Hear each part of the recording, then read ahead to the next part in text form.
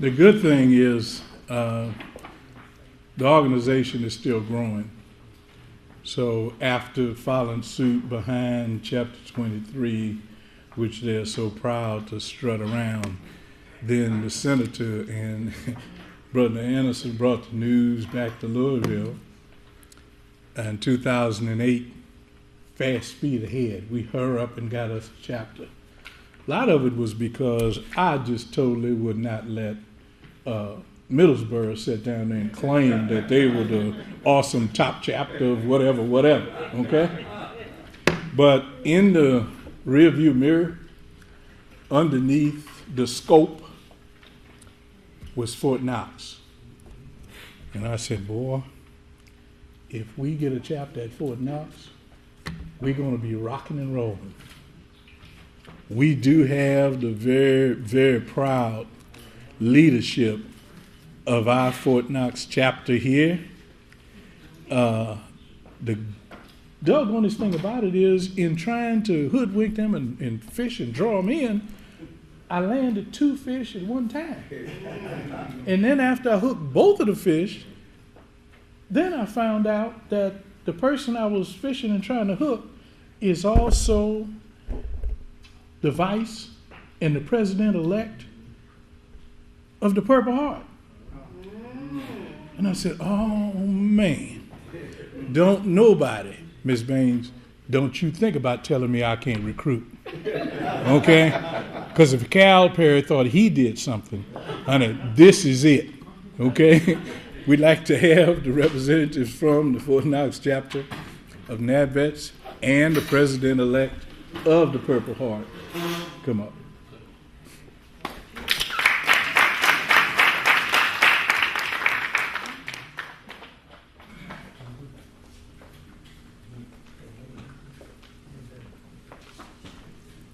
Good afternoon. Good afternoon. I am very honored to be here, and I received that call and emails and that to come here and say a few words and receive this award. I was, almost got a low ceiling in my office and I almost hit it. And I jumped up. And but it's a humbling experience.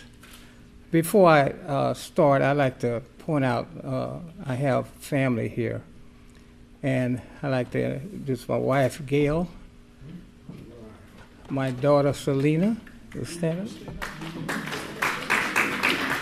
my daughter, Cynthia, my granddaughter, Whitney, my daughter, Tanya, and my son, Irvin. Now, he is Irvin III. I am Irvin Jr. My father was Irvin. His son is Irvin. And his son's son is Irvin. All right. George Foreman ain't got nothing on me.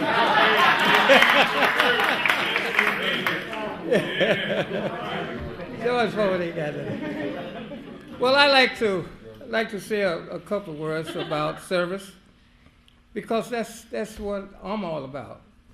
And thank you, we did make it back. I'm a Vietnam veteran.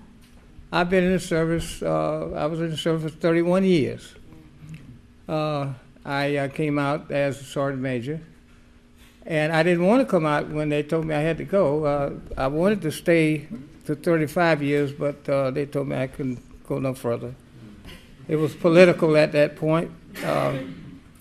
If you didn't work for a 3-star general or a 4-star general, you was out of the mix. So I worked for a 2-star, so it didn't. He only brought coffee to the other guys. So I didn't have any clout, So, but anyway, I can't say. Well, I will say that in sort of a way, I'm from here, but I'm not born here. I'm born in Miami, Florida, and people say, well, what happened? Why did you come back? Because what I did, after I retired, I came to Fort Knox in 1959. And Fort Knox has been the only stateside station that I've really been in other than a couple of months at Fort Hood, which I re-enlisted to get the H out of there. It was rough. If you had a sticker on your car, the civilians threw rocks at you. They didn't like military. And they were surrounded. Their livelihood was from Fort Hood, Texas. But they didn't like it. Temple, Texas, and Killeen, Texas. You didn't stop in Killeen. You had to go to Temple, Texas to have a good time or go to one of the universities in the state of Texas. But Killeen, you better have the pedal to the metal. You know, they didn't want you in there. But anyway, Fort Knox has been my home since 1959. In 1990, I retired. I packed up and moved to Miami, Florida, which was I was born and raised there. And so 18 years later, one of the things I said when I left Kentucky, I said, God, if you can get me out of this cold weather, I'll never come back again. 18 years later, after my parents died, I decided to come back here. My wife didn't even know it. She didn't know it until I told her we got to pack up a truck. I had gotten my daughter involved with, because she's a loan officer for Bank of America. Now she's with Wells Fargo. So, you know, I get a cut for advertising. Okay. So she worked it out and then checked my credit and everything. And then I said, my son, he's a realtor. See, you got to keep it all in the family. So I told him to make the offer. And he made the offer, but he wasn't serious. You know, he thought I wasn't serious. You know, and I called him up from Miami. I said, did you make the offer? He says, I didn't know you wanted to make an offer. Make the offer. So he made the offer. We went back three or four times, and then the guy said, okay, losing money, you know. I still think he ripped me off, but you know, we signed the deal. My daughter Cynthia, you know, everybody was in this process. She did the closing for me. So we closed in 3 weeks. And I got another loan with Bank of America. You know, that's unusual. We did this just before the crisis. And lucky for me. And I didn't know that, you know, it was going to get approved. I just threw it out there. So when they said it was approved, I told my son, and I got another son and another couple of daughters, told them, I say, let's pack up. And I told my son, get everybody you can get, come on down to Miami and help me load the truck. He did. And we got this big old, it wasn't a U-Haul, it was something else. Anyway, we loaded up, came up here. Mike didn't know it. She didn't know it until I was getting the truck. You know, so anyway, that's how I got back here 18 years later. But what I want to say, just a short bit, service. I'm all about service. When I retired, one of the things the first thing I started was to service my community, my subdivision. I went out, and my son thought I was crazy, and bought a zero-turn lawnmower. I cut everybody's grass in my subdivision without their permission. I don't do no hedging. I cut. But what I did, though, because I looked at 2 doors down, there was a lady, a wife of a veteran that was in Afghanistan. And she's out there every day doing her yard, cutting, you know, getting the leaves up, all this kind of stuff. And then the other next door to me is husband and wife, active duty soldiers, and she went from green to gold. Now she's a second lieutenant, and he's a sergeant. And you know, they go into work every day. And then on my right is my daughter, and her husband is he just retired, and then he works for ROTC.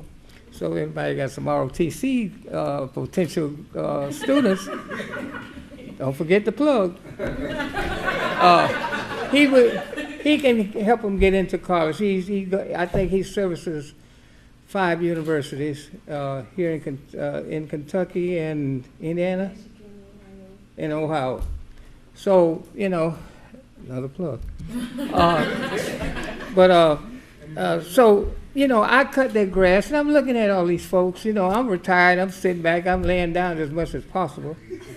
And they're out there, you know, doing a lot of work. So I say, well, let me start with service in my subdivision. So I cut their grass.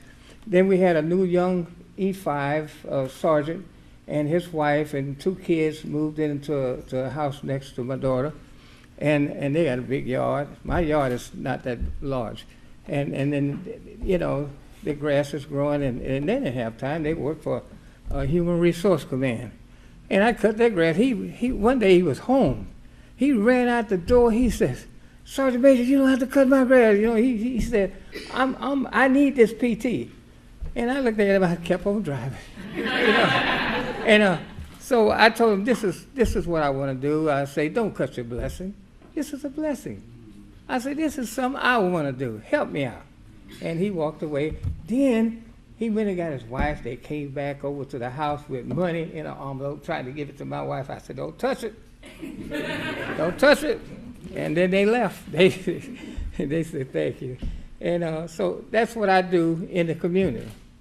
Now, not the community, but in the subdivision. Then now in the community, Radcliffe, the Vine Grove, E-Town, Muldrow is the areas that I try to assist in the community.